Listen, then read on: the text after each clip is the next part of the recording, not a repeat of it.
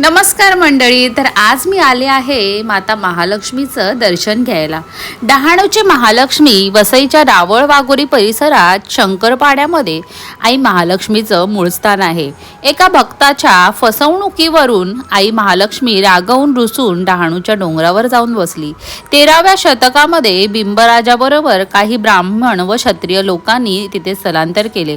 त्यांनी आपल्या कुलस्वामिनीचे रूप इथे स्थापित केले आणि आपला कुलाचार इथे सुरू केला. यापैकी एक आई महालक्ष्मी. परकीय आक्रमणामध्ये महालक्ष्मीची शिळा कोल्हापूरच्या महालक्ष्मीला लावून या ठिकाणी स्थापित केली आहे. आई रुसून जरी गेली तरी यात्रेच्या वेळी पहिला मान हा वाघोरीकरांचाच असतो. संपूर्ण माहिती मंदिरामध्ये दिलेली आहे.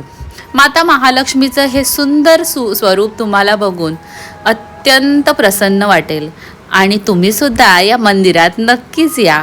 आणि मंदिराची माहिती आणखी तुम्हाला हवी असेल किंवा पत्ता हवा असेल तर कमेंटमध्ये माता महालक्ष्मी असं लिहायला विसरू. पहिल्या ती शिला होती ना ते एकदम म्हणजे आतमध्ये अशी जमिनात होते ते पण एवढंच म्हणजे असं दिसायचं आणि त्याच्यावरती आम्ही खेळायचो वगैरे पण आम्हाला माहिती नाही का हा देवाचा आहे आणि नंतर मग माहिती पडलं तर हा शिला नाही देवाचंच आहे असं. बरोबर. तुम्ही आता लहान म्हणजे लहानपणापासून इथेच राहायचं ना? माझं माहेर सासर दोन्ही हेच आहे ना.